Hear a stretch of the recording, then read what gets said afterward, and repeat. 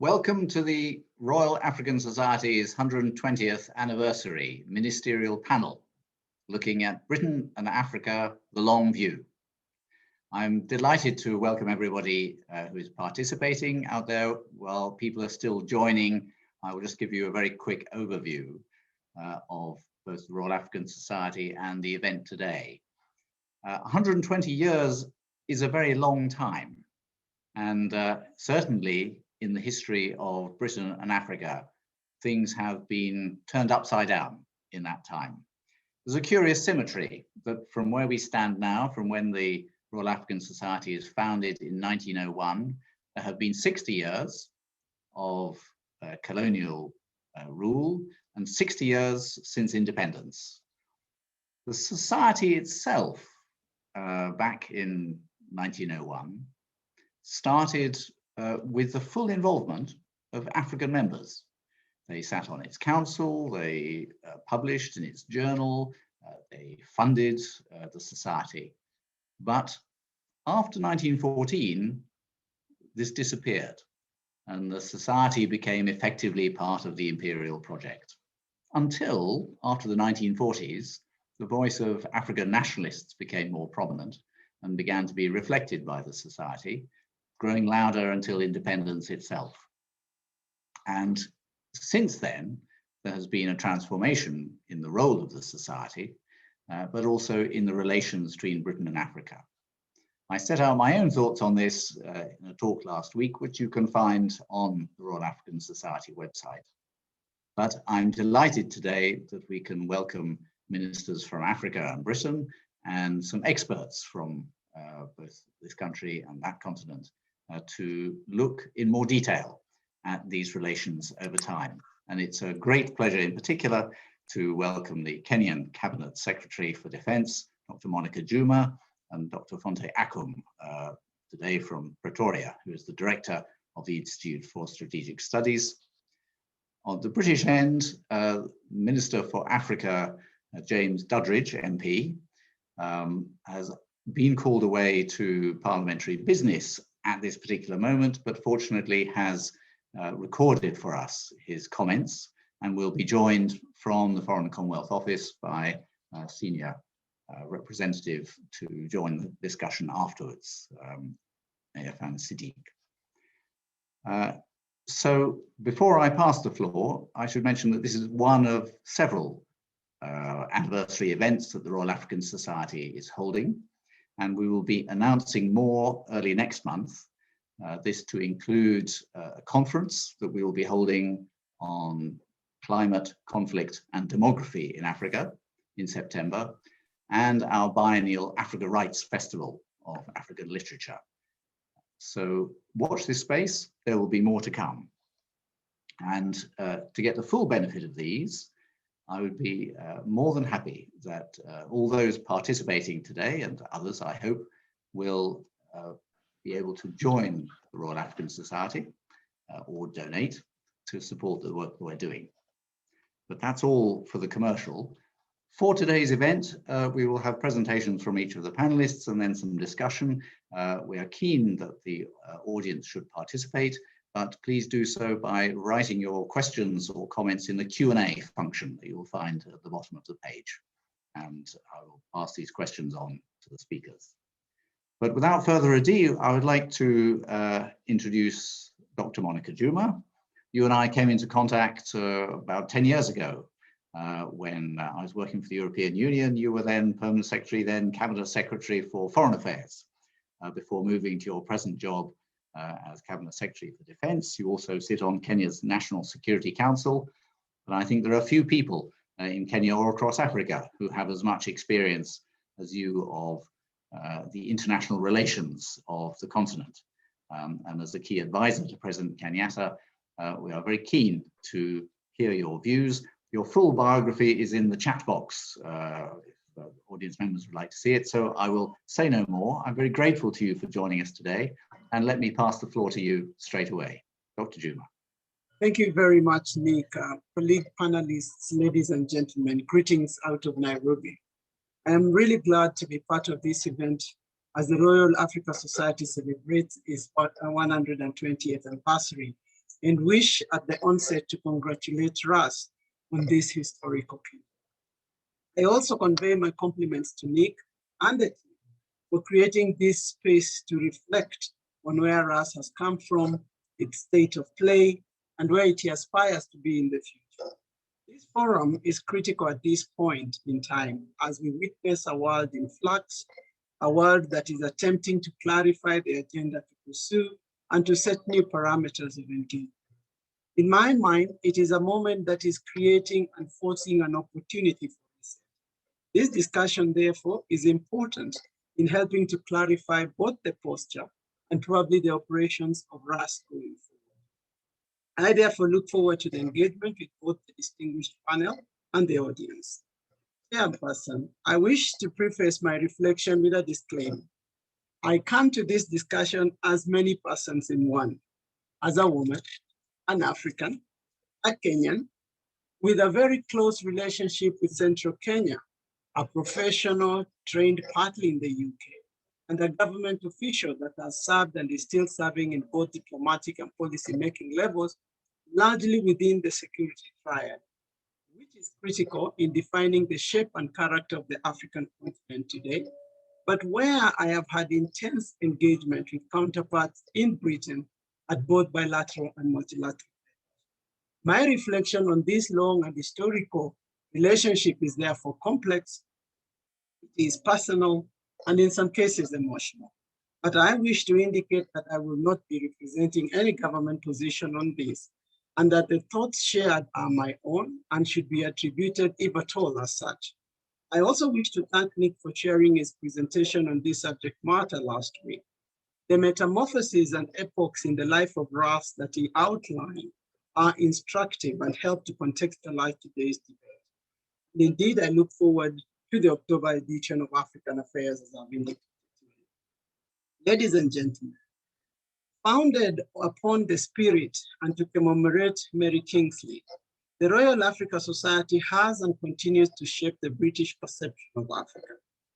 As Nick's paper demonstrated, it was critical in bringing African politics forward, in supporting the colonial project, in creating solidarity with the liberation struggles, and in defining post-independent relations. And I believe, as anticipated in the discussion, it is clearly set to define the future relations between Britain and Africa. On this basis, it is clear to me that the reason for which this society was created is as relevant today as it was. Today, there persists, and in some cases, we have entrenched assumptions, myths, misinformations, and indeed sometimes patronizing and even racial undertones in dealing with that. Hence my starting conclusion that the society's initial and principal objective of fostering a better understanding of Africa in Britain is still as relevant today, 120 years, 21 years after the death of Mary King. The timing for this reflection could not have been better, as I say.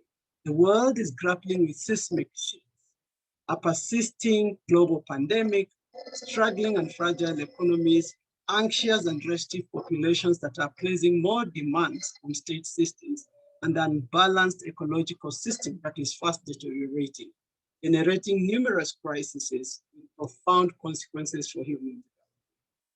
One of the most evident manifestations of these shifts is the attrition on the democratic project. This reality, combined with the context of globalization, democratization of information, and the attendant technologies, including cyber technology, creates a combustible situation that will force a change. Importantly, the resilience of humanity and whether we emerge out of this situation, better or worse, will depend in large measure on the depth of our understanding of the emergent dynamics and how well we structure our responses. This context, therefore, places this reflection at a critical point of change and lends me to the question about whether we understand the dynamics of change and whether we have and can generate the information necessary to lead us to the optimal response. The work of RAS, in my view, is therefore cut out, because the place of Africa in the world today and in the future, I believe, will continue to gain in significance. In this context, I wish to share my reflections in three dimensions. First, the experience and memory of this relationship from a personal perspective. Second, the framing of the story, both among us, the scholarship, as well as through government engagements, and three, the formal state relations. First, the experience. The story of the experience between Britain and Africa is described variously within the countries and communities that were in close proximity with Britain, especially during the colonial times. In my case, this comes in two forms. Those that were viewed as rebels, sometimes defined as terrorists, and those considered as collaborators, sometimes seen as those who betrayed society. I happen to be of those, from those whose family members were in the Mau Mau struggle.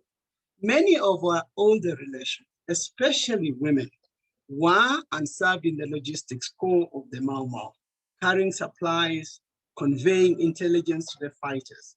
For this cadre, most of whom suffer real loss of family members that disappear, most of whom suffer scars of torture and security operations, this cadre appreciates independence as real, but they are marked and characterized by distrust and hesitation about any new relations that have been forged with Britain.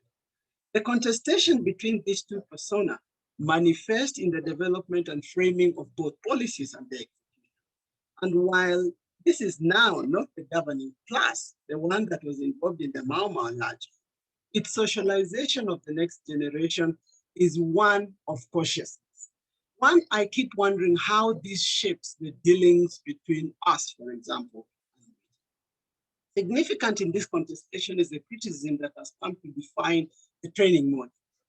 An interesting development, which is recent, is the review of curriculums to inject African histories and culture and literature and relevance, which is cutting across the whole of Africa. I think this move seems to answer the question, can one be African and modern, as is the case with other cultures of the world? For example, it is possible to be Japanese and modern. It is possible to be Indian and modern. This question is critical because the nature of the colonial project stripped the African not only of their identity, but it chewed away their education, their way of life, and replaced this with the Western European, one may say British ways. Reintroducing Africa to Africa is critical in my mind in building both the confidence in defining the epistemology of knowledge that further defines African solutions. And so I think this is, for me, it is one of the critical things. What one may call the crisis of identity translates into different levels of acceptability at the professional work level. In my work at international levels, I have often been struck by the realization of how easy it is, much easier during negotiations and meetings, multilateral fora, to come to a common position with British colleagues than those from other countries. I suspect this is driven by the environment of training that comes with shared ethos and doctrine. Surprisingly, this tends to fall apart at the bilateral level. I have often been astonished during discussions on issues of concern to us at the bilateral level, whether it is in the current matter of the pandemic or the requirements of entry and management, or issues around travel advisories or trade or visa restriction. At this bilateral level, the assumed shared ethos that bind us at the multilateral level seem to fall away as nationalism takes precedence. In this regard, it sometimes feels like an abandonment by the country that should be your advocate internationally. So how, at the second level, do we frame the African story? And last week, Fumi was talking about the need for Africans or Africanists to frame the story. The commitment of the African elite and scholarship is crucial in this next phase of growth. And Fumi was calling it the decolonization of knowledge. This, in my mind, is important because it helps to frame the story in its entirety, creating ownership and guaranteeing relevance of analysis. I'm always reminded that the questions posed in any research are context specific. I recall during my postgraduate studies at Oxford, a colleague in Balliol College who wrote a thesis on silence.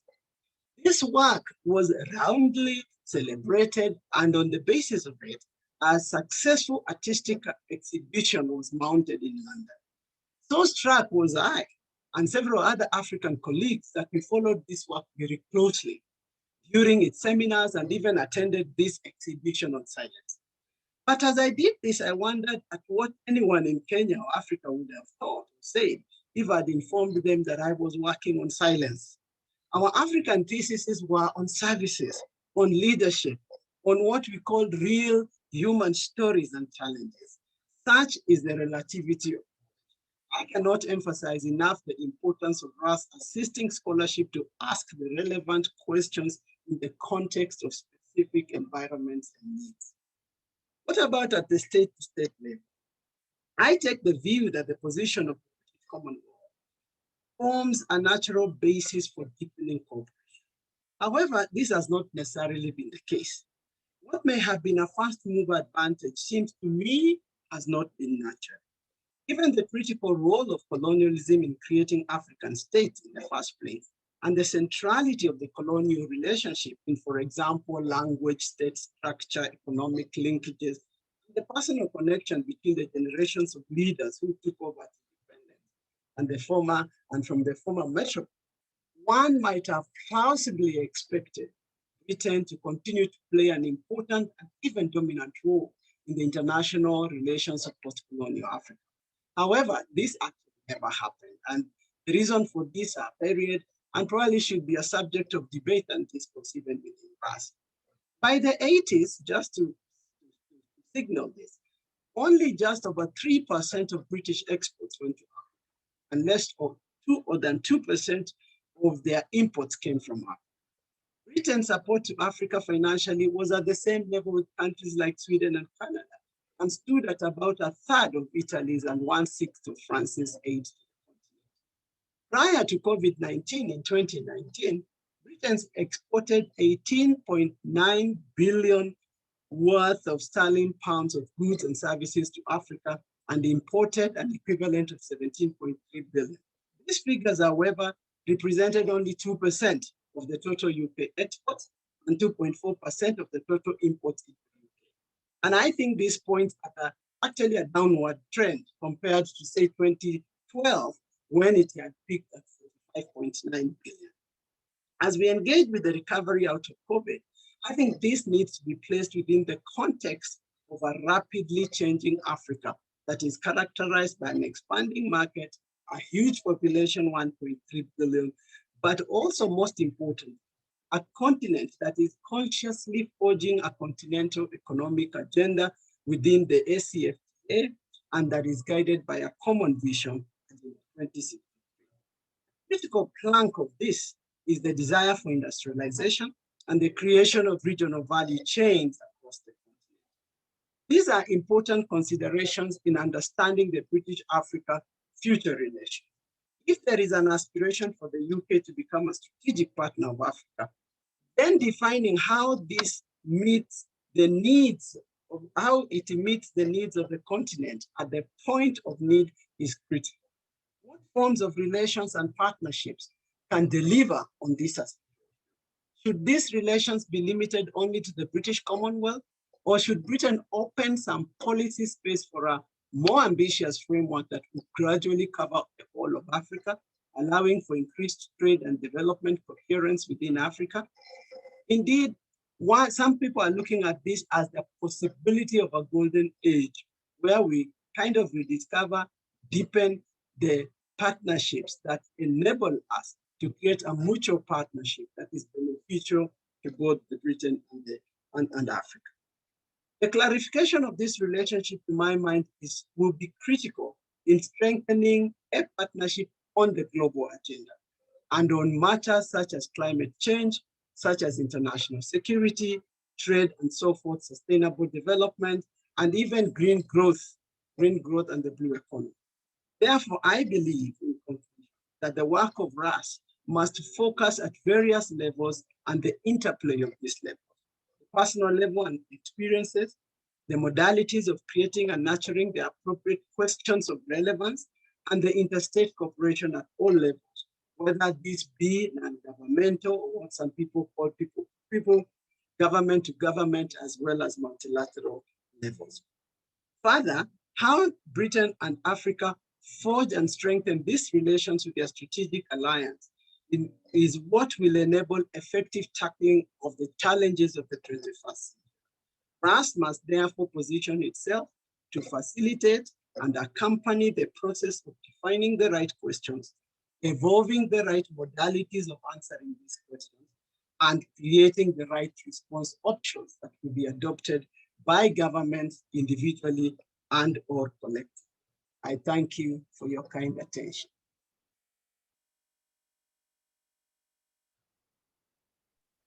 Thank you so much, Dr. Juma. And you've set us a big agenda there. Let's move straight on to hear from Minister James Duddridge, and we'll come back to the many ideas that you've thrown in our direction. So if we have the recording available, let's hear what Mr. Duddridge has to say. Fellow panelists, excellencies, distinguished guests, ladies and gentlemen. As I approach my third decade working on Africa as a banker, a politician, a minister, but always as a cheerleader, it is an honour to address the 120th anniversary of the Royal African Society. I want to begin by thanking everyone involved over the last 120 years.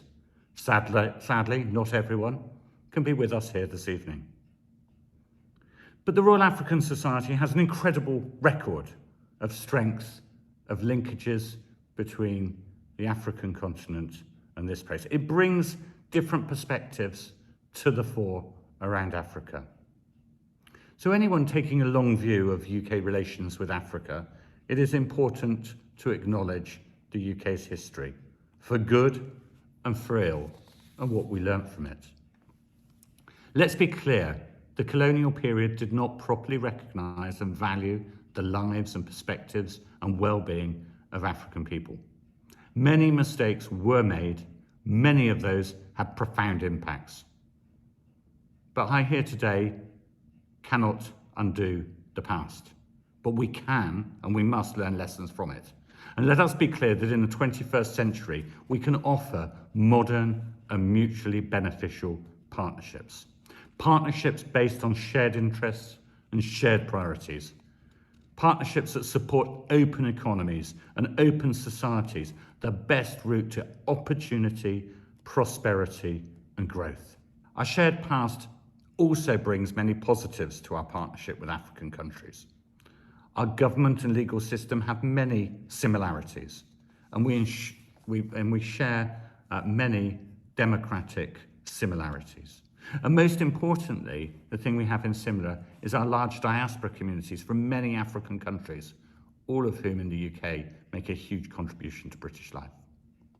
My formative experience from Africa came from living and working in Eswatini, in Botswana, and in Côte d'Ivoire as banker in the late 90s and early noughties. This gave me so much. It gave me an interest and a passion for the continent. It is also where I met my wife.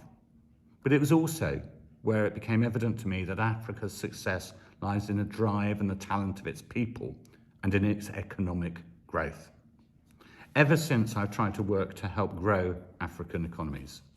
Growth is crucial in African countries.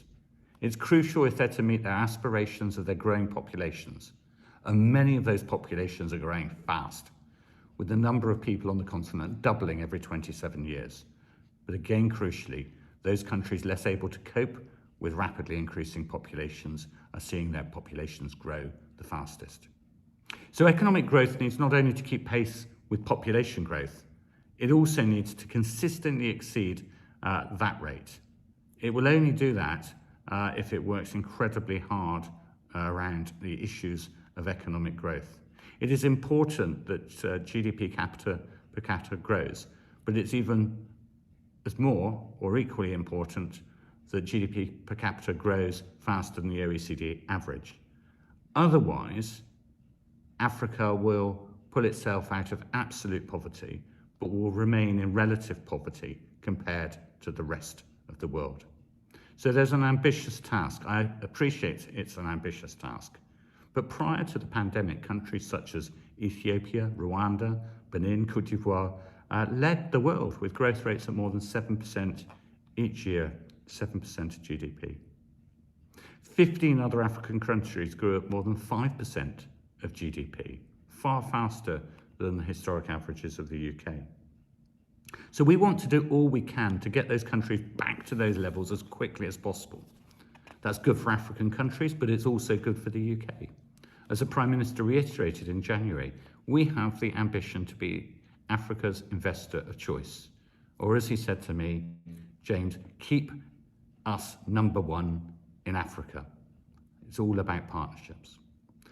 And these are competitive markets, and they should be, but the UK has a unique set of offers. Firstly, we're taking important steps to increase trade and investment between African countries. That is to say, we are supporting the Africa Continental Free Trade Area, and we're working to build on strengths of our trade agreements with African countries. At the UK-Africa Investment Summit last year, we laid the foundations for new partnerships between the UK and Africa. Partnerships based on trade and investment and shared values. We announced over £15 billion of commercial deals between UK companies and African partners. And last year, when many investors in Africa were withdrawing, the UK Development Finance arm committed more than £80 million of investment.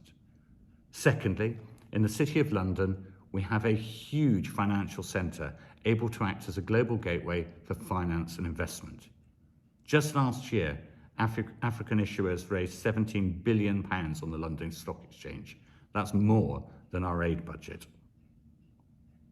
In total, there are currently 79 bonds from African sovereigns and corporates listed on the London Stock Exchange, raising over 80 billion US. 123 African countries operating across 25 countries have chosen to list in London, more than any other stock exchange outside the continent. These are impressive figures, and I want to see them increase further, and the returns of those investments should benefit the people across the continent.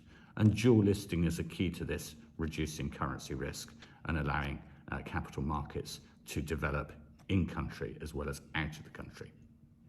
Our commitments to open societies and tackle threats help underpin stability and prosperity in African countries. It's about working in partnership with affected countries and the African Union to help end violence in the pockets of violence and conflict around the continent.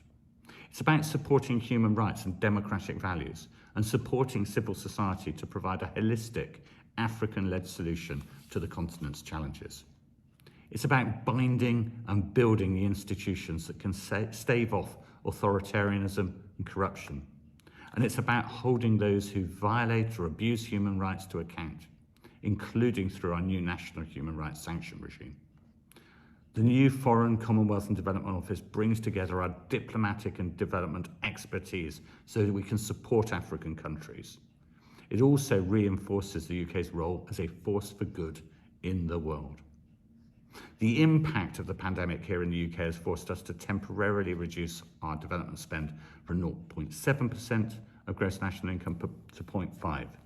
We didn't want to be in that position. It was a difficult decision to take, but the Prime Minister has committed to a return to 0.7% as soon as possible when the fiscal situation allows. Despite this, the UK remains the third largest G7 donor.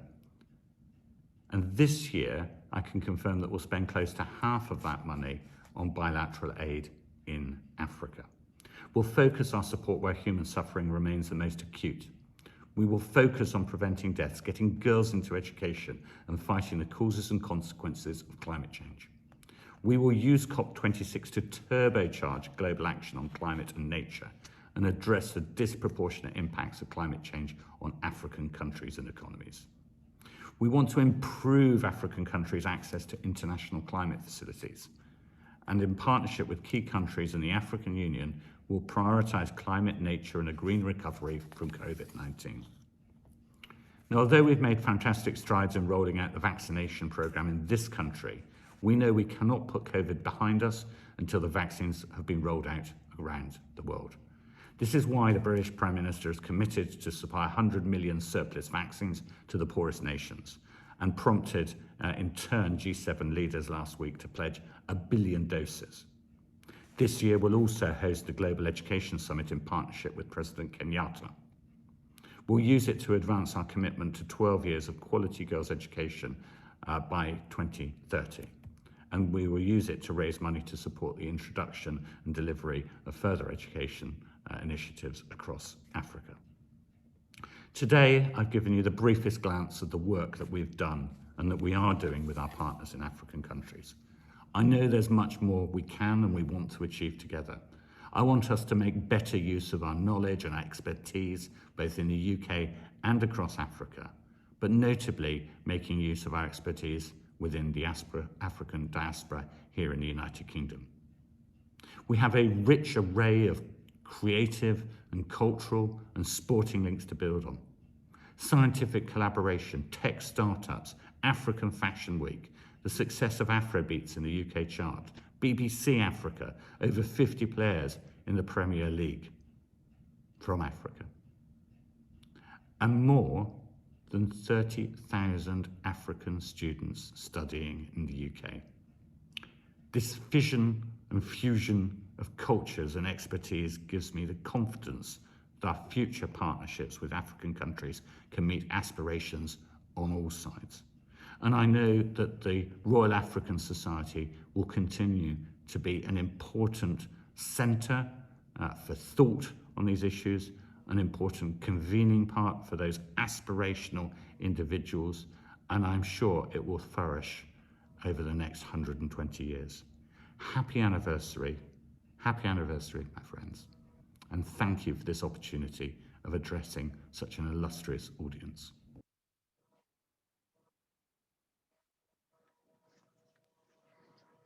Thank you very much. We're very grateful to the Minister for sending us his views.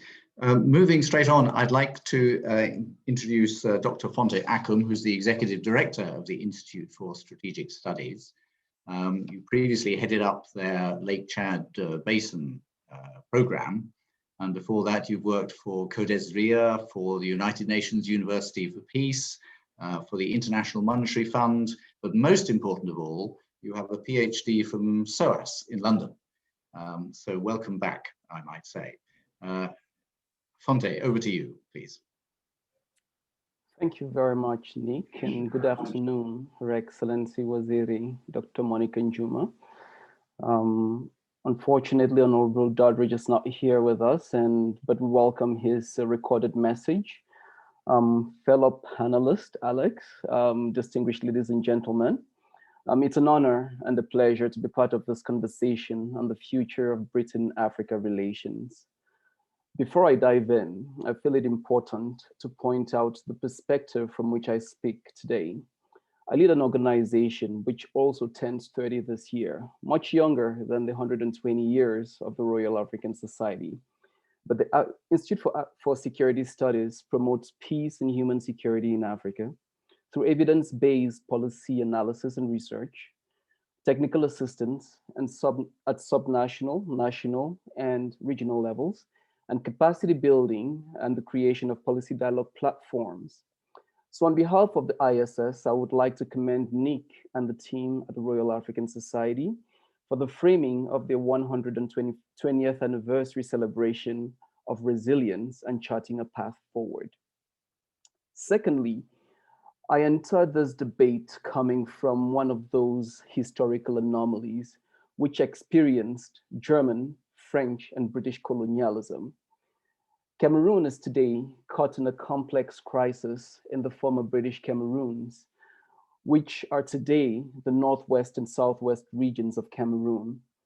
And as Nick very well noted, I'm a product of the British educational system as well, having studied at the School of Oriental and African Studies at the University of London. So I would like to start off with 4 assertions. The first one is historical, as history provides a strong basis for present and future engagements.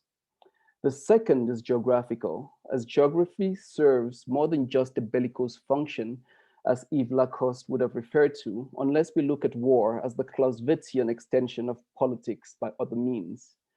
And the third is contextual. Post-Brexit Britain will be engaging with an Africa in conversation with many others. And these many others include the US making a return under Biden, France, China, Russia, Turkey, India, and many others.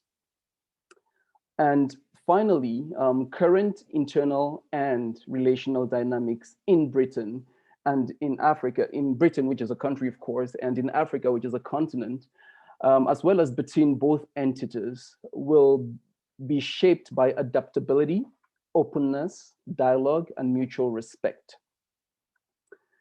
Hence, on the first question, have relations at least achieved an equilibrium?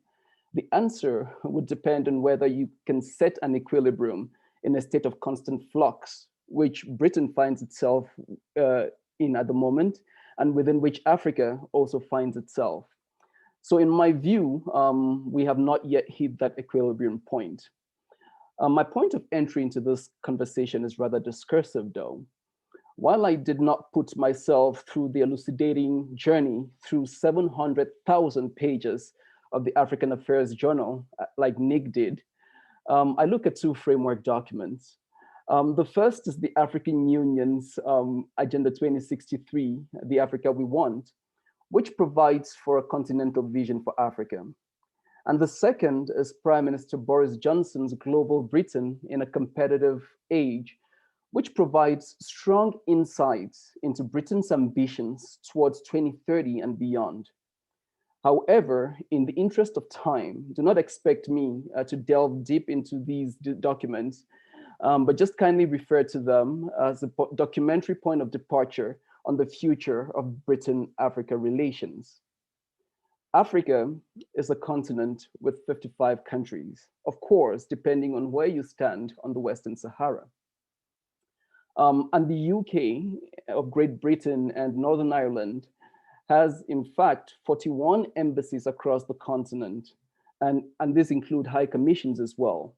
And this is testament to the importance of bilateral engagement with Africa, but also to multilateral engagement with Africa right up to the continental level. That said, I think Minister Monica Juma actually addressed some really great framing issues. I would like to speak to 4 interconnected areas, which I think will shape the evolution of Britain-Africa relations over the next 20 years. And this is taking the long view as well.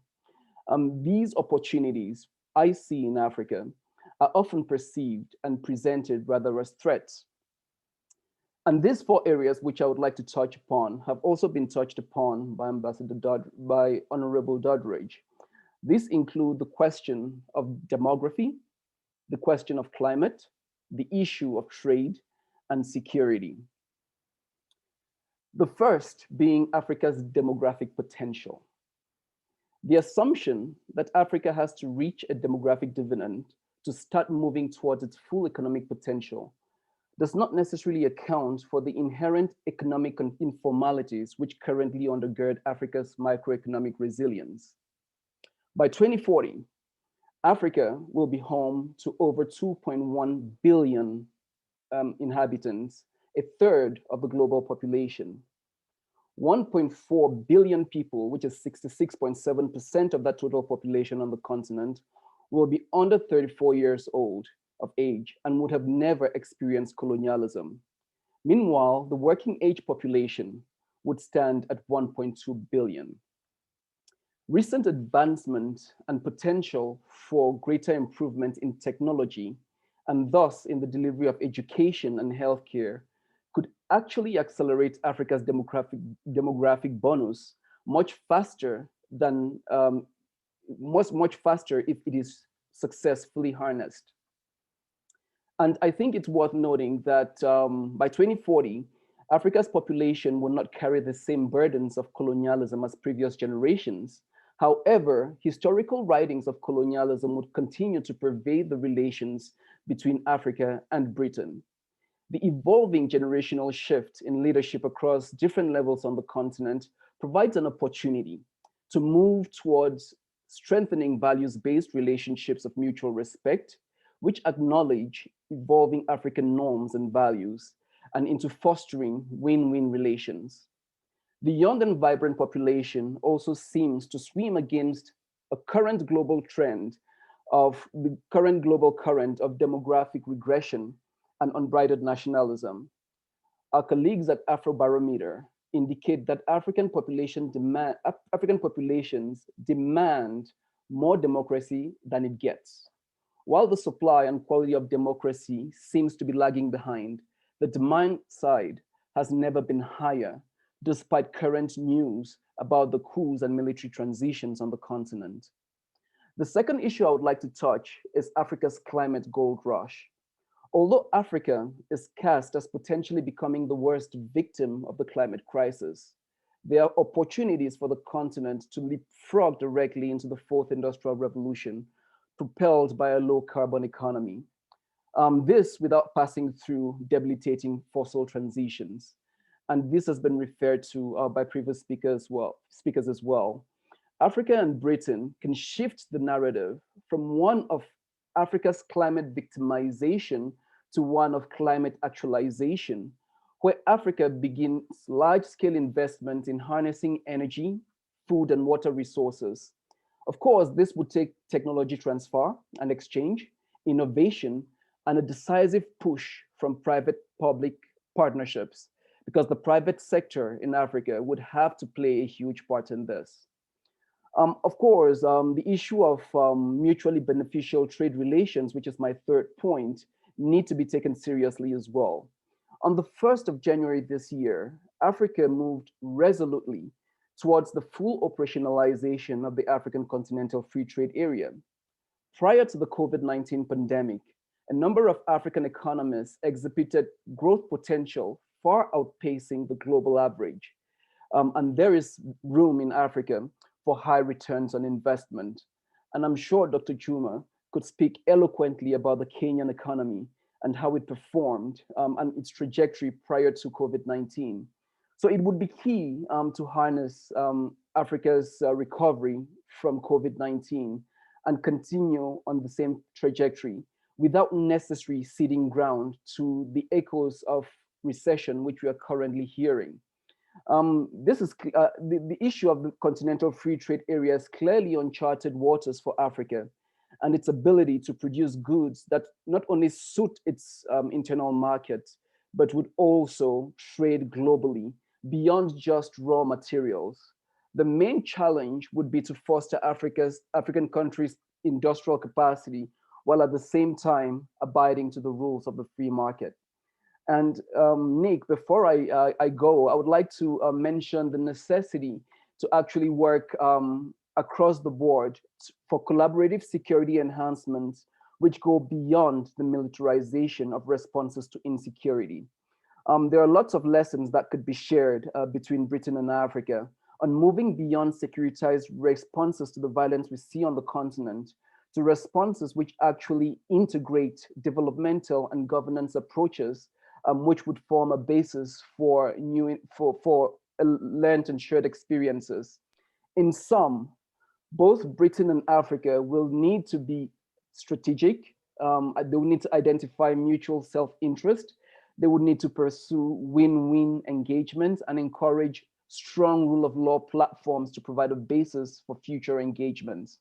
The Royal African Society can therefore seize both institutional, positional, and programmatic opportunities that accrue to the reshaping of post-Brexit Britain and Africa relations. Happy anniversary and congratulations again. Thank you very much, Fonte. I know it's very challenging to ask people to take the long view shortly, but you've packed a lot in there. Can I turn lastly to Dr. Alex Vines, who I would describe as the doyen of think tankers dealing with Africa in the UK. You have long experience. You're currently the director of the African program and managing director for risk and other things at Chatham House. And you too have a long background in publications, received recognition for all the work you've done on Africa. Alex, let me pass the floor to you. Thank you, Nick, and congratulations on the 100th anniversary of the 120th anniversary of the Royal Africa Society. And what I'm going to try and do is not take a really long view, and in fact, Nick had asked me not to do that, but reflect a little bit of how the UK has got to where it has today with its Africa policy, particularly over the last 20 years, and look at where is the UK now going related to its Africa strategy. What can we expect in the short and mid-term, and how that might frame the long term. So that's what I'm going to do in the next 7 minutes or so, 6 to 7 minutes that I have. So firstly, in 2018, the UK's National Security Council adopted a new Africa strategy, unlocking £50 million for the first UK's Africa major network upgrade of personnel and infrastructure since decolonisation of the 1960s from Africa. Although not all of that committed money resources from 2018 have survived due to the HMG's COVID-19 austerity, this Africa uplift was significant, as for many decades, Britain was de facto largely uninterested in Africa, except as a destination for aid and managing post-colonial legacy disputes and some Cold War rivalry. 20 years ago, this changed as African development was prioritized by the Labour government of Tony Blair, and it became a key objective, as some of you will remember, of the UK's G8 presidency in Gleneagles. Theresa May's trip to Africa as Prime Minister in 2018 was therefore also an important signal of this renewed UK interest in Africa. Remember that a British Prime Minister had not visited Africa since 2013. Despite the mixed press coverage, including, I have to say, over her dancing skills, her commitment that the UK would host an Africa Investment Summit, which Honourable Dudridge mentioned, was honoured by her successor Boris Johnson in early 2020. Although we do have to note publicly that her commitment for the UK to become the largest G7 investor in Africa by 2022 was quietly dropped. I hope you all heard that James Dutridge said Britain is number 3 in the G7. Over time, international development has become a less prominent driver of policy, and African security and trade have become more important. The UK has contributed UN peacekeepers to South Sudan and now Mali, for example. Indeed, all the main political parties in the UK from the 2010 elections onwards have continued to support ring-fence international development from future cuts and maintaining the UK's commitment to provide 0.7% of national income for international development. Prime Minister Boris Johnson's Conservative Party is therefore unsurprisingly divided over its overseas development cut from 0.7 to 0.5% of GNI in 2021, which James Dutridge mentioned. In reality, that has reduced UK bilateral aid to Africa from 2.4 billion pounds in 2019 to 764 million this year. While a decade ago, development aid was the British prime focus in Africa, trade is the main objective of post-Brexit Britain. Although Africa accounts still for just 2.5% of the UK's trade, and South Africa and Nigeria make up 60% of the entire UK-Africa trade relationship. The reality is that UK trade with Africa remains dominated by extractives. More than 40% of the capital invested by UK businesses in sub-Saharan Africa since 2003 were on coal, oil, and gas projects. At the UK Investment Summit last year in January 2020, which James Dudridge mentioned, the most important new investment announcements, when you look at what they were 5 oil and gas deals worth 2.1 billion. So what is definitely happening is that the British government is signalling that it wishes to diversify investments to include renewables, agriculture, and other economic activities, and that they are now the HMG priority. But this transition away from investing in extractives will take time. And my own view is it shouldn't be doctrinal. If you're a low or middle income country, you may well need to develop your gas resources too in the short term and maybe be weaned off coal. And so this is something where the UK government at times is speaking with mixed messages. Africa represents a means by which the UK has tried to enhance its international standing, such as a permanent 5 member of the UN Security Council, to promote its strategic and economic interests. Following the 2016 EU membership referendum, Brexit, a key question is whether the UK has the resources to engage comprehensively with Africa, or will it choose a small number of strategic partners or a region and greatly deepen its engagement with only them? Without the EU, the reality is that burden sharing is less available, although the UN, the Commonwealth, G7 and G20 and NATO, COP26 and other fora offer some scope for multilateralism. So looking ahead, what is it that we're seeing? Well, the first point, I think, is the UK's 2018 new strategic approach to Africa was a welcome development, but we do need a public Her Majesty's government strategy for Africa, including setting measurable targets and delivering the means to implement them, owned by all ministers and government departments. It should relate to Africa as a whole, and this is something that Monica Juma mentioned, rather than merely sub-Saharan Africa or a particular region, and consider climate change and the continent's growing young population in policy and spending decisions. The high ministerial turnover of those responsible for Africa within what is now the FCDO must also be addressed for this approach to be successful. Remember that since 1997, there have been 18 separate appointments to this position. A key other development, I think, is the unveiling of the integrated review of this year, coupled with the creation of the FCDO, so the merger of DFID and the Foreign and Commonwealth Office, and the overseas budget cuts that we've heard about. They, in my view, do represent a retreat from the high watermark of 2018, and there does appear to be an introduction of a much more traditional geographical foreign policy built around Anglophone anchor states, Kenya, Nigeria, Ghana, South Africa, and then you add in Ethiopia. There's also a defined regional pivot towards East Africa that will be probably a positive signal for Monica Juma, but it does mean that the UK is picking and choosing, including on regions. My view is that the UK, the focus of UK policy needs to be moved beyond these traditional partners based on historical colonial links and robust diaspora networks to states or sub-regions in geostrategic locations that indeed offer trade opportunities or that have high levels of poverty and complex security challenges that could threaten the UK's interest. So I do support, for example, the UK's pivot to the Sahel, supported by a joint Sahel department in Whitehall, new embassies in Niger and Chad, and enlarged posts in Mali and Mauritania. This gives increased priority to a crucial region with through historical ties to the UK. However, there remains opportunities to further UK engagement in the region. Sudan is the third largest country in Africa and has a key geostrategic position, but has been a low priority for HMD until recently. The fall of former President Bashir in 2018 provided an opportunity to reboot relations, and rightly Foreign Secretary Dominic Raab has focused on it, and we may well hear from the British ambassador to Khartoum today. He's on the panel. In addition, South Africa is a key partner of the UK, and although in the past this relationship was uneasy, and a UK-South Africa target to double trade volumes during 2009 to 15 has not been achieved, the recent reunion of the South Africa-UK bilateral forum in the Ukraine saw improved relations. It is also significant that President Ramaphosa was the only African leader invited to the Carbis Bay G7 summit that finished last weekend.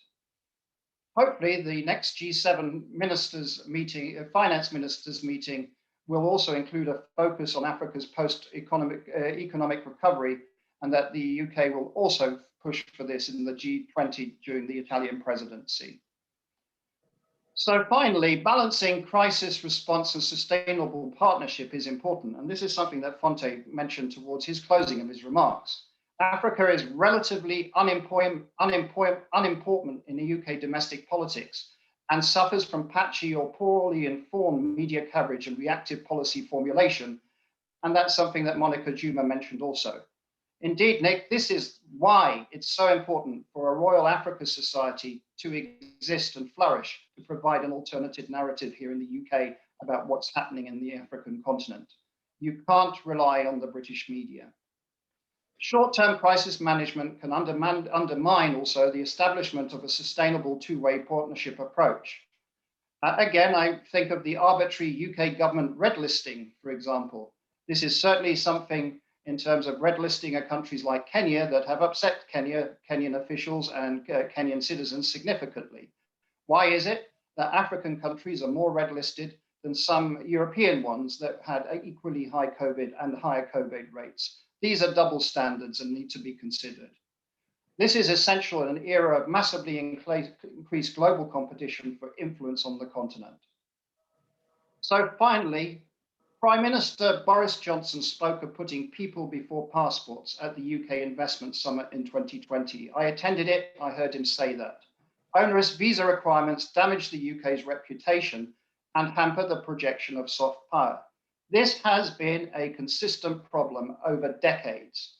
Biometrics and technology could make UK entry procedures smoother and quicker. And I do think, finally, there is some progress being made now, but more focus needs to be made on this. And again, I think this is where, through the parliamentary work of the Royal Africa Society, scrutiny of this particular issue has been very useful to improve people-to-people relations between Africa and the citizens of the United Kingdom. Thank you, Nick, for this opportunity, and happy birthday, Royal Africa Society, 120 years. Thank you very much, Alex, and thank you for your, all of you, for your warm expressions, but also for highlighting some really crucial issues. I now welcome Irfan Siddique, who, as Alex mentioned, was the British ambassador in Sudan and is now the director for Eastern and Southern Africa at FCDO. Welcome, Irfan, very nice to see you. I want to move straight into the questions, and I remind all our participants, all our attendees, to use the Q&A box if you wish to pose questions. We've had a lot of very stimulating thoughts from others, but I'd like to start by addressing a question to both Dr. Juma and Dr. Akum, which you raised yourself, Monica, briefly, and that is the question of how is Britain seen across Africa today? You, Monica, you said, you know, there's a great familiarity, the ease of connecting with British people, and yet there is also contestation. There is conflict in that relationship, and it's those two things. And Fonte, again, you've read the Afrobarometer polls, but you know, is Britain seen as fading away, as becoming a lesser actor, or is it seen as the Prime Minister likes to think as the #1 in Africa? How is Britain seen these days? Monica first. I feel you have to unmute. Thank you, Nick. And let me begin by really thanking all the panelists for some very concise and some thought-provoking ideas, which I think form a great basis for work that RAS can take forward. On the matter, I think there is a mixed perception of Britain, you know, and it's interesting because at some point there is a sense of comfort and trust, and then there's a bit of shock, like as Alex was saying. I happen to have been in the UK when the red listing was happening, and I remember the utter shock and our 48 hours of negotiations back and forth. But I think it goes to the question around how do you respond with friends in the situation of a crisis and in a situation of uncertainty? Because there is no doubt that I think the COVID situation is a peculiar one to use for this instance because of the level of uncertainty, that we didn't have enough information to make the correct decisions, I think.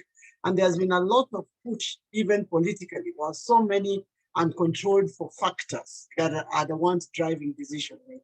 So the fundamental question becomes, when you're in this kind of circumstance, how do you carry out a decision-making process with partners, with countries whom you will need tomorrow on another level? And this is not just about COVID. I have seen this with questions around travel advisories. I have seen this with questions around counterterrorism and security issues and so on. So that is at the official level. At the personal level, it is interesting, and there was a lot of conversation from James's presentation on the role of the diaspora And it's a very interesting dynamic, because when I look at the British diaspora in Kenya, so-called British diaspora, a lot of them define themselves as fast as Kenyans, except when it comes to the point of inconvenience, where you have to use your British passport because it gives you an easier pass rather than your Kenyan passport. So it becomes functional utilization of this. But most of them define themselves first and foremost as Kenyans. Most of them feel first and foremost as Kenyans because that's who they are.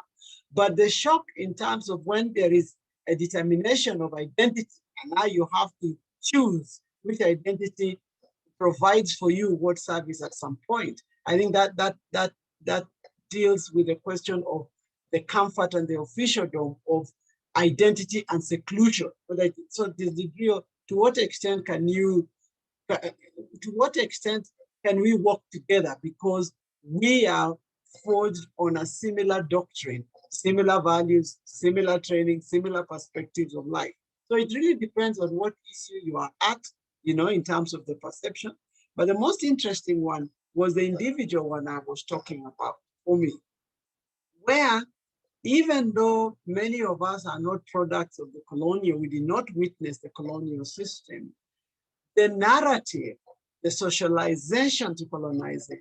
It's very interesting to hear us having conversations with our older aunties and grandmothers, and the caution about our friends, and do you trust them? How can you? And this was the story, and this, and trying to explain that things have changed and you can actually depend on them is a very interesting dynamic. But to what extent does this then get into the mental state of decision making and policy execution? It's just a matter of interest.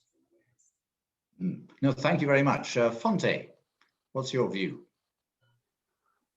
I think positionality matters in the way the Britain is viewed in Africa.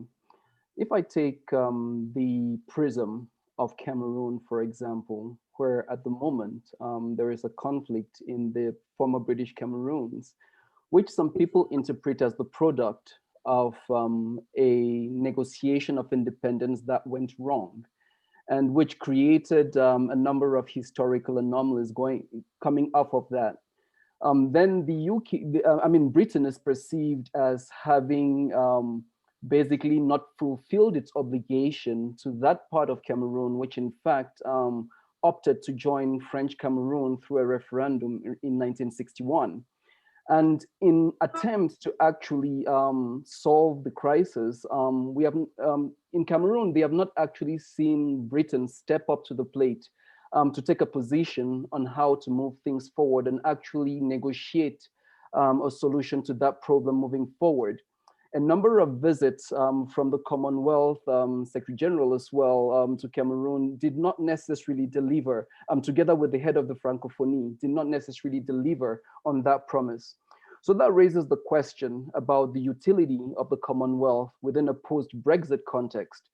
And there are lots of opportunities there as well to reinvigorate the Commonwealth as a multilateral organization, which in fact stands for something beyond just former colonies of the UK. The second is, if you stand from the level of the Sahel and the Lake Chad Basin, Britain is perceived as a partner among many others who are actually trying to engage within a security context which remains complex. And the advantage that Britain brings to this particular space is that it does not necessarily carry the same historical baggage that a France would carry in Mali, for example, or that a France would carry in Chad. And that provides Britain with a number of opportunities, not only in terms of positionality strategically, but also sort of programmatically, to be able to foster durable solutions in collaboration with the other, I would say, external actors who are trying to bring about a credible solution to the problem. And we do not necessarily, in that context, see the historical weight of Britain's engagement, for example, in Ireland, and the power of negotiations with Sinn Féin, for example, to reach a peaceful solution to what was an episode of violence as well. So these are opportunities which are being missed and which Britain could definitely bring to the table not only to burnish its credentials in different spaces, but to also strengthen its strategic positioning. Thank you. Thank you very much. I'm going to turn now to Irfan and also perhaps to Alex, as you've heard a number of points there, and in particular from Fonte, that you shouldn't ignore the history, and is to some extent there a degree to which Britain has been sort of leaving history to one side and resting on its laurels. It likes the nice bits, the BBC, the royal family, the footballers, all that soft power, but not engaging in the way that Africans are looking for engagement. Sure, there is investment, and that's quite clear, and the minister spoke eloquently about that.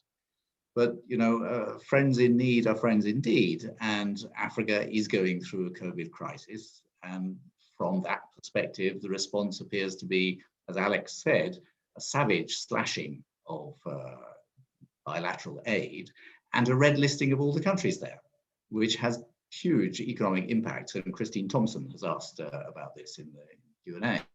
And it's an issue that is of such immediate concern, on top of the existing visa restrictions, which I'm sure you knew as I did, they're the first thing that gets raised whenever you have a meeting with African ministers, the difficulty of getting to the UK. So all those together, it looks like the actions are not matching the words a bit. But your view would be welcome, and then I'll ask Alex also to reflect a bit more on that. Irfan. Thank you, Nick. Thanks, and apologies again that the Minister was called away. And thank you so much to the panelists for all of their excellent contributions. Now, one can't deny that there is a complicated relationship between Britain and Africa, and that there are different expectations on both sides. And from my perspective, the only way that we can live up to the expectations on the African side is to engage, is to listen, is to learn, is to try to understand what those perceptions and those expectations are. And we've heard some of those set out very eloquently today by some of the panelists. It is not the case that all African countries are red listed.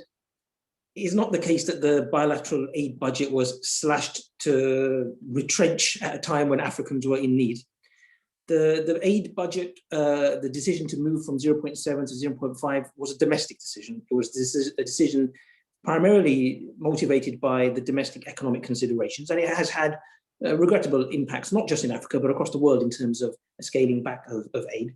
But it still is the case that the UK, as Minister Dudley said, is the third largest development assistance offerer within the G7. So we are a major global player on assistance and development. And our development has always been one where we want to build capacity and capability rather than just build a hospital or a road and leave it like that. It's about the long-term investment in technical capability and know-how. So we're still a major development partner, although I understand that there's regret at the fact that currently we've scaled back a little bit.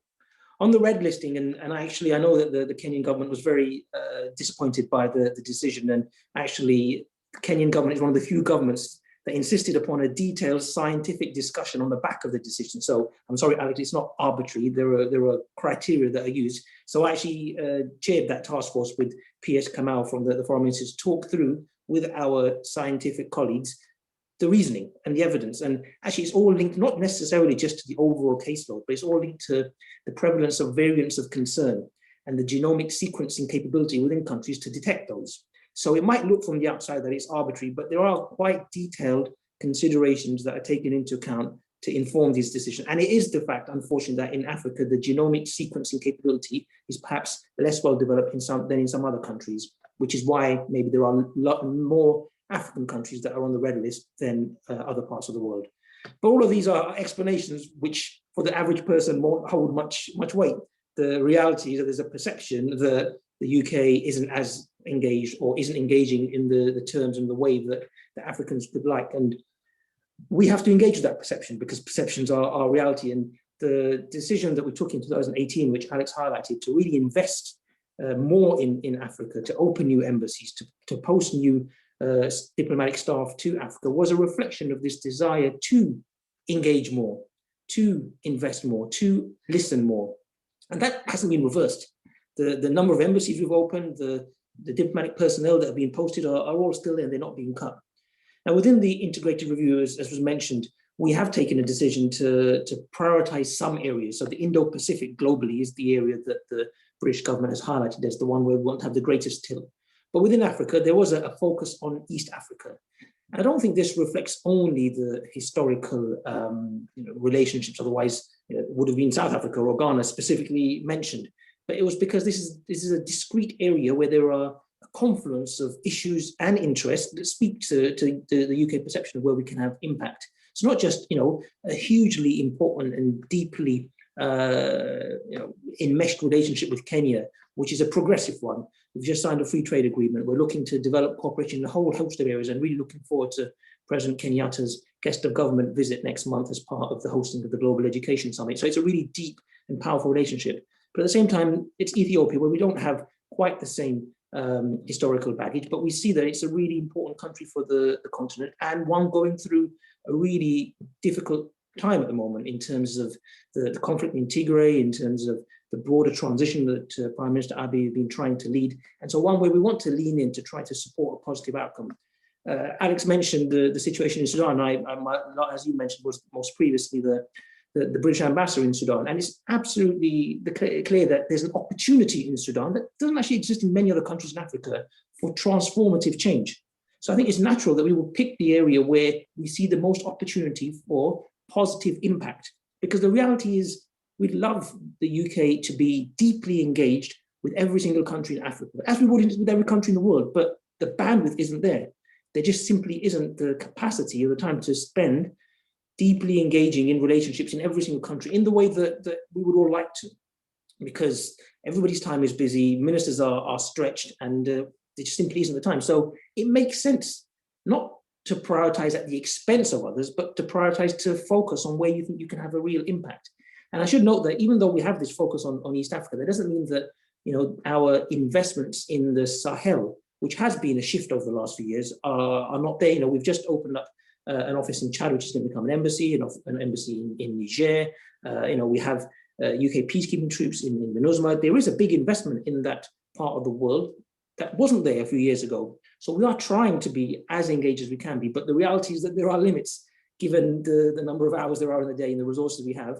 But I think the key point is that we need to engage in events like this to listen to Africans, to understand better what their concerns are. And some of the really testy issues around visas and things like that are global. There is a policy that the UK government has to be a bit more of a control than a permissive approach to visas, which I hope at some point will become more permissive. But that's why we elect governments to decide policy, and this government was elected on a policy of a tougher approach to migration, which is why we have the visa situation that we do. Thank you. Thanks, Irfan.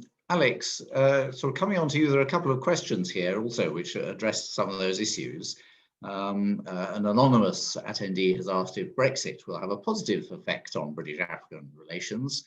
And Stephen Hurt has asked as well whether actually UK-Africa trade relations, something, again, the Royal African Society has been involved with through the APPG, could do more to support Africa's own agenda. It's this question of, is this really an equal partnership, or is Britain just out looking for its own benefit? Perhaps you could comment on a couple of those things as well, Alex. Okay, well, there's a lot of work to be done on the UK-Africa trade relationships from what I see. So this is something that is a priority for this current government, and future governments, I think, will see it as such, as well as for African governments. And the move away from an overbearing emphasis on aid to trade is something that I support myself. But I do think that we need to move away from some of the rhetoric and look at where there can be real delivery. And that's going to take time. And there are contradictions, and I highlighted some of the contradictions in my presentation. Brexit really forces the UK, as I mentioned, to make choices, and hard choices. And Irfan's comment about where can Britain make a difference, why is there a pivot towards East Africa, is partly that there isn't that burden sharing and money available within an EU framework that there was. And so therefore, actually, ministers have to become much more strategic, much more hard-nosed on where the UK is engaged in Africa and what are the investments, be they from a security, aid, or trade angle. And I think that is what the integrated review is telling us, is exactly that those choices have been made. I think disagree with Irfan. I think there are winners and losers in this, and you know, I don't think that there's enough money and human resources in British government to be particularly equitable here. And so I think we should just be honest about that. Obviously, I'm not a diplomat, so that I can say this in a slightly different way. And then finally, African history and recent history really can come up and be a source of major discussion. So, for example, compensation for misdemeanors by British troops when training in Kenya, the legacies of Mau Mau, these are things that come up regularly in Kenya in discussions when Britain discusses renegotiation of leasing of bases. So you know, it's not the cozy royal family stuff and Premier League. You know, African partners are very able to hold Britain to account, I think, for where Britain went wrong in the colonial project and where it might do better even in more recent bilateral relations. Yeah, thank you. And we have questions in the margins about the return of the Benin bronzes, and in particular also the historical legacy. Part of my point last week was that it will actually strengthen Britain's relations with Africa if it can be demonstrably honest about the imperial past, which had its good sides, and that's fine, but they will not hold water, they will not continue to influence if we don't admit there was also a bad side. And it's getting this balance and avoiding it come, as Carolyn Lamptey says, you know, as part of this pure culture war that's being waged here. And this leads me to a question actually for all of you as well. And I'll come around for some last comments from each of you, but also to address this question, there is now, as the minister admitted, a significant African diaspora population, or I would call it a population in Britain of African descent. And it's somewhere between 1 and 2 million, which is significant. And do we see this beginning to have some political influence here in the way that I think people would admit that the South Asian diaspora is beginning to have real political influence? And could that be a factor in changing the relationship? This is now a relationship of kith and kin between Britain and Africa, and yet that doesn't seem to be reflected in government policy. So, Dr. Juma, let me return to you for some last thoughts on this discussion, including perhaps that point. And then we'll thank you very much, Nick, and I want to thank the panelists for their reflections. Well, you know, the movement of populations is a reality. History, that's what history tells. And what we are calling African diaspora is really about history rather than whether they are or they are not British. I mean, they are British people. So it is expected, I would say, that they would participate in all spheres of life of the UK. So yes, I anticipate that as they get involved, we'll see them in policy making decisions. And I think if you track that, the numbers will increase over time. So yes, I mean, it is possible to conceive Obama in the UK in the future. It is possible. It will be something that is embraced because they are part of the tapestry. Should be allowed to participate. My final words, I think there could not have been a better time to have this discussion because there is an opportunity. The world is in such a state that we are all seeking the next turnaround. And I think it cannot, the value of that being driven by knowledge cannot be emphasized. This is where the role of the RAS becomes critical in terms of helping to formulate the right questions, facilitating the right modalities to generate the correct answers for this, and to proffer the options available, because ultimately, as Ifan was saying, we are all struggling with minimum resources, dilemmas of decision making. And so the more robust we can get analysis that will help us, the better it will be in terms of the decisions, even when they are tough. So once again, happy anniversary, and we look forward to working. Thank you very much, Dr. Juma. Irfan, let me turn to you next. Well, I think the fact that the minister mentioned the diaspora, as he terms it, or Britons of African descent, so many times in his own presentation, tells you that they are a rising political force, and one that he has acknowledged and wants to integrate more into the process of developing policy, engaging with Africans, and thinking about Africa more broadly. So even if we haven't necessarily seen that manifest itself very tangibly, I think it will continue to grow, as it has for all of the communities of different descent who have grown in the UK and become bigger political players and have greater political representation. So I'm sure it will be a more powerful and a stronger voice as we go forward. Thanks very much. Fonte, some closing thoughts. Absolutely. Thank you very much. And thanks to the panelists as well for the brilliant exchange. I think a more integrated and inclusive Britain, which reflects the voices of its many diaspora communities, comes out a richer country as well.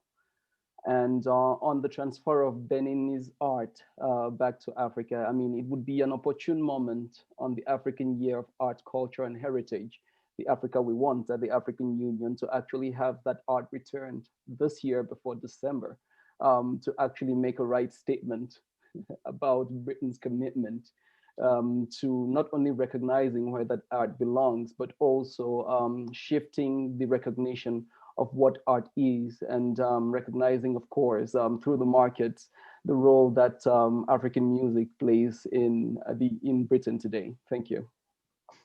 Thanks very much, Fonte. And Alex, last word with you. Look, the diasporas, the African diasporas play a really important role in different parts of life of the United Kingdom. You will find very large numbers of Nigerians or Ghanaians in financial services, the City of London playing a really important role, Kenya to a degree. And you're also seeing that a growing number of members of parliament who are either mixed race or of African origin. That's having an impact. And even non-African politicians, if they're representing constituencies with large African diasporas in them, you will see in normal years when there's not COVID, especially in the run-up to elections, that they do have to go and visit Ghana or Sierra Leone to kind of burnish their credentials if they think their majorities are slightly at risk. That's something that's positive, and that's a new development. And then there is local politics. So looking at local government in the United Kingdom now, you see a lot more councillors who are coming through who are of African origin, and networks that are developing. It's like if I want to sort out a parking infringement in Lambeth, there is a network of British Sierra Leoneans that I can go and talk to. They're not going to allow me to get off from my parking thing, but they can just make the experience a little bit more pleasurable. And then finally, Nick, we need to realize that this is no longer just about London. The home countries, so Scotland and Wales and even Northern Ireland, are developing their own Africa ambitions and engagements. Lesotho and Wales, or Malawi and Scotland are things that we need to be thinking about too. Britain is changing, and the home countries, the members states of the United Kingdom, also have different views that are developing on what their priorities are from ones that we see the British government in London developing. So that's, I think, my final remark. And very finally, I just want to say my condolences. It's just come through the news that Kenneth Kaunda has died, and he was a true leader of liberation and obviously first president of Zambia. Well, thank you for mentioning that. I hadn't heard it, but as you say, he was sort of the last of his generation still around, and a great man in his own way. I think we all share your condolences and express them. But thank you. I'm afraid we must wrap up this discussion, though it will continue in the ether. And with the years to come, because this is a crucial issue. And I think we've had some tremendous fruitful discussion and a lot of food for thought from it. In particular, I think it's shown that there are indeed some tremendous opportunities out there for developing, enhancing, deepening British relations with Africa, but they may not be the ones that the government are spotting. And Fonte has highlighted a couple of things, the opportunity that exists in Cameroon for the UK to play its international, its global role in helping fulfill that. There's an opportunity to engage in the questions over the return of cultural property into property, as indeed the Germans have, the French have, but Britain as yet has not. So I think there are great opportunities there. And fundamentally, the links between the people are actually getting stronger and not weaker. And we see that through the growing communities of African origin here in the country. But if those are impeded, then they risk imperiling the wider relationship. So there's a lot of potential there, but it will need action to address it. And to reassure you, Monica, one of the things the Royal African Society is doing is undertaking an inquiry with the APPG of Africa, chaired by Lord Paul Boateng, into how Africa is represented in the British education curriculum. Because you need to change people's attitudes from the start, at the basis. And there, I think we can do some more to redress the current balance. So thank you all very much for giving us your time. Thank you for your good wishes for the Society. We are looking forward to the next 120 years, when sadly none of us will be around, but let us hope relations are even more flourishing than they are now. So thank you all very much, and to our participants online. This has been very good. We'll put it up on recording for those who missed it.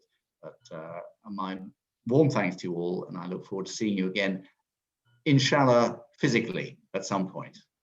Thank you. Thank you very much. Bye-bye, everybody. Thank you. Bye. Good day.